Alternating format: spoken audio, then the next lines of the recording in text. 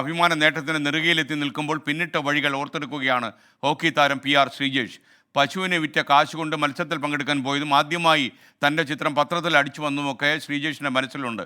കുന്നത്തുനാട് പഞ്ചായത്ത് തൻ്റെ പേരിൽ സ്ഥാപിച്ച സ്പോർട്സ് സ്റ്റേഡിയം പണി പൂർത്തിയാകാതെ കാടുകയറി നശിക്കുന്നതിലെ അതൃപ്തിയും ശ്രീജേഷ് 24 പങ്കുവച്ചു. കൊച്ചിയിൽ നിന്ന് അശ്വിൻ പാലാഴി തയ്യാറാക്കിയ റിപ്പോർട്ട്. മലയാളികളുടെ അഭിമാനമായ PR ശ്രീജേഷ് ഇപ്പോൾ 24-നൊപ്പം ചേരുകയാണ്. ചേട്ടാ, ആദ്യം തന്നെ പുതിയ നേട്ടത്തിനും വരാനിരിക്കുന്ന പ്ലാനുകൾക്കും ആശംസകൾ. അപ്പോൾ വീണ്ടും കുറേ നാളുകൾക്ക് ശേഷം വീട്ടിലേക്ക് എത്തിയിരിക്കുകയാണ്. കുടുംബക്കാരെയൊക്കെ കണ്ടു, നാട്ടുകാരെയൊക്കെ കണ്ടു.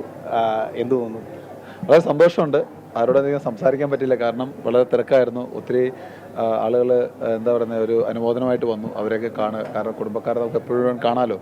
പക്ഷേ എന്നാലും വളരെ സന്തോഷം. കാരണം വെച്ച് കഴിഞ്ഞാൽ ഒരു മെഡലുമായിട്ട് നാട്ടിൽ വരിക എന്നുള്ളതും ഈ നാട്ടുകാരുടെ ഈ സ്നേഹവും അവരുടെ ഈ ഒരു എന്താ പറയുക ആശംസയും കിട്ടുക എന്നുള്ളത് വളരെ അഭിമാനമുള്ളൊരു കാര്യമാണ്. പിന്നെ ഇത് അവർക്ക് കിട്ടുന്ന അവസാന ചാൻസ് ആണല്ലോ. ഇത് കഴിഞ്ഞിട്ട് ഒരു പ്ലെയർ എന്ന രീതിയിൽ ഞാൻ കണ്ടിന്യൂ ചെയ്യുന്നില്ല. അപ്പോൾ ഉറപ്പായിട്ടും ഇതൊരു സ്പെഷ്യൽ ഒക്കേഷനാണ്. ഇതുവരെയുള്ള കാര്യങ്ങൾ പല രീതിയിൽ പറഞ്ഞു. അതോടൊപ്പം തന്നെ പല പ്രസംഗങ്ങളിലും പല ആളുകൾക്ക് നന്ദി പറയുന്നുണ്ട്. അതിൽ മാധ്യമങ്ങൾക്ക് വലിയ നന്ദി പലപ്പോഴും അറിയിച്ചിട്ടുണ്ട്. അപ്പം ഒരു കൗതുകത്തിന് വേണ്ടി ചോദിക്കുകയാണ്, ആദ്യമായി എങ്ങനെയാണ് ഒരു പത്രത്തിലോ അങ്ങനെ എന്തെങ്കിലും ഫോട്ടോ അച്ചടിച്ച് വന്നത് എപ്പോഴാണ്?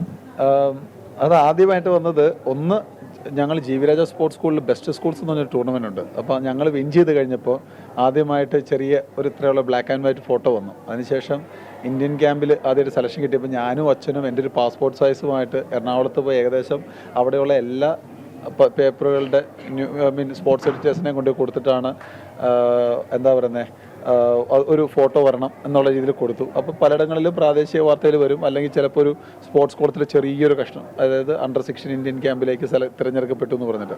അതാണ് ശരിക്കും പറഞ്ഞ തുടക്കം.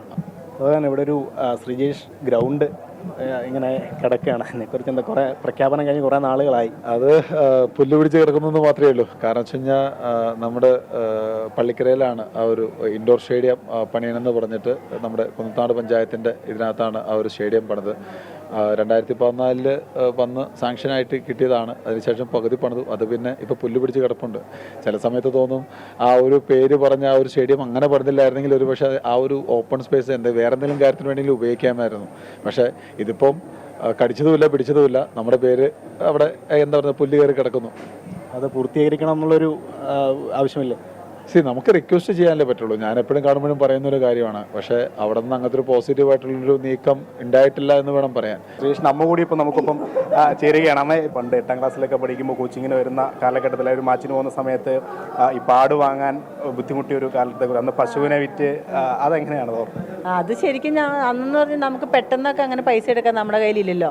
അപ്പോൾ നമ്മൾ അന്നൊരു പശു പ്രസവിച്ച് നിൽക്കുന്ന സമയമായിരുന്നു. അപ്പോൾ അവനിപ്പോൾ തന്നെ ഇന്ന് തന്നെ പൈസ വേണമെന്ന് പറഞ്ഞപ്പോൾ നമ്മളപ്പം തന്നെ ആ പശുവിനെ വിറ്റിട്ടാണ് നമ്മൾ ആ പൈസ അന്ന് കൊടുത്തത്. അത് കഴിഞ്ഞപ്പോൾ എന്ന് വെച്ചാൽ ഞങ്ങളുടെ ഒരു ചേച്ചി തിരുവനന്തപുരത്തുണ്ട്. അപ്പം നമുക്ക് അത്യാവശ്യം പൈസ വേണമെങ്കിൽ അവർ കൊടുക്കുമായിരുന്നു. അപ്പം നമ്മൾ അത് കഴിഞ്ഞിട്ട് അവർക്ക് കൊടുത്താൽ മതിയല്ലോ. അങ്ങനെ നമ്മൾ ആ ഒരു സന്ദർഭമൊക്കെ അങ്ങ് കടന്നുപോയി. കഷ്ടപ്പാടുകളിലൂടെ തന്നെയാണ് വളർന്നു വന്നത്. ഒത്തിരി കഷ്ടപ്പെട്ടിട്ടുണ്ട്. ഒത്തിരി കഷ്ടപ്പെട്ട് തന്നെയാണ് വന്നത്. മുൻപോട്ടുള്ള പോക്ക് അങ്ങനെയായിരുന്നു. അപ്പോൾ എന്തായാലും പഴയ കാര്യങ്ങളൊക്കെ ഓർത്തെടുക്കുകയാണ്. കഷ്ടപ്പാടിൻ്റെയും ബുദ്ധിമുട്ടിൻ്റെയും ഒക്കെ നടുവിലൂടെ വളർന്നു വന്നാണ് ശ്രീജേഷ് ഇന്ന് വലിയ നേട്ടം കൈവരിച്ചിരിക്കുന്നത്. അതെല്ലാം കോച്ചും അദ്ദേഹത്തിൻ്റെ അമ്മയും എല്ലാം ഓർത്തെടുക്കുന്ന സന്ദർഭം കൂടിയാണ് ഈ നിമിഷം. കൊച്ചിയിൽ നിന്ന് വിഷ്ണു കച്ചേരിക്കൊപ്പം അശ്വിൻ പാലാഴി, 24.